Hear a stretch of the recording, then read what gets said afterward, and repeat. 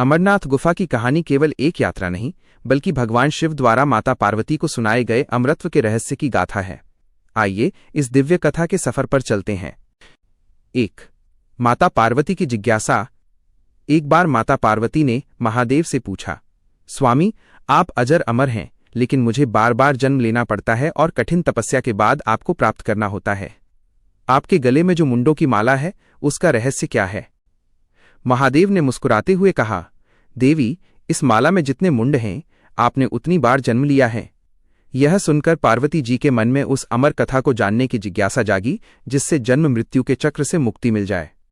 2. एकांत की खोज। महादेव जानते थे कि यह कथा अत्यंत गुप्त है।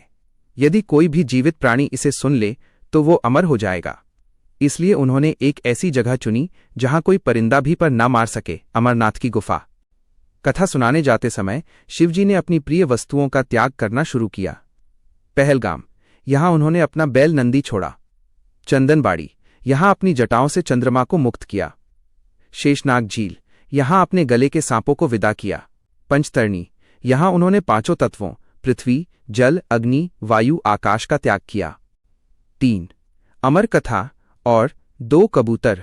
गुफा में पहुंचकर महादेव ने माता पार्वती को कथा सुनाना शुरू किया।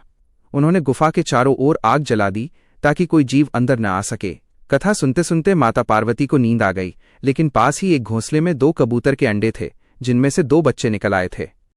जब शिवजी कथा सुना रहे थे तो वे कबूतर हूं हूं की आवाज कर हुंकार भरते रहे। महादेव को लगा कि पार्वती जी कथा सुन रही हैं।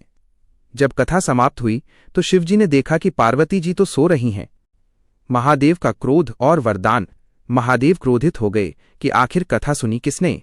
तभी उनकी दृष्टि उन 2 कबूतरों पर पड़ी। शिवजी उन्हें मारने के लिए बढ़े तो कबूतरों ने कहा, हे प्रभु, हमने आपसे अमर होने की कथा सुनी है। यदि आप हमें मार देंगे तो आपकी कथा झूठी हो जाएगी। भगवान शिव प्रसन्न हुए और उन्हें आशीर्वाद दिया कि वे सदैव इस गुफा में निवास करेंगे। आज भी श्रद्धालुओं को गुफा में अक्सर 2 सफेद कबूतर दिखाई देते हैं, जिन्हें अमर पक्षी कहा जाता है। 4. हिम शिवलिंग का रहस्य। इस गुफा में चंद्रमा के घटने बढ़ने के साथ बर्फ का शिवलिंग अपना आकार लेता है। कहा जाता है कि श्रावण पूर्णिमा के दिन भगवान शिव स्वयं इस गुफा में साक्षात विराजमान होते हैं। अमरनाथ की ये कथा हमें सिखाती है कि भक्ति में जब पूर्ण समर्पण होता है तभी अमरत्व यानी मोक्ष की प्राप्ति होती है।